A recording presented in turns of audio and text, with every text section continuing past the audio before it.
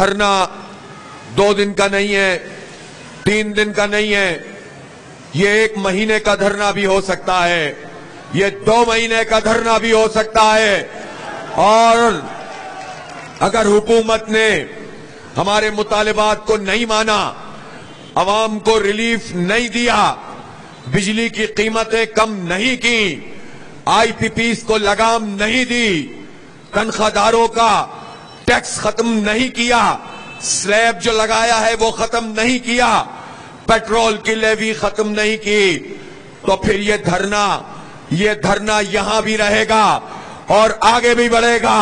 और आप जहां जाना चाहते हैं,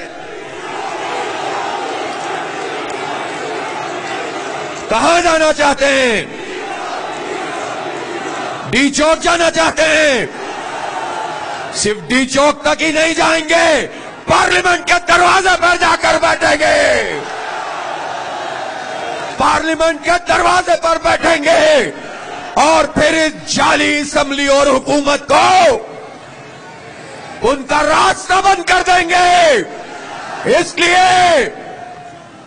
इसलिए हुकूमत के लोगों इस बात को समझ लो कि हम हक लेने आए हैं, अपना नहीं, पाकिस्तान के 25 करोड़ लोगों का हक लेने के लिए आए हैं। आपको अंदाजा ही नहीं है कि इस दफा हम क्या सोच कर आए हैं।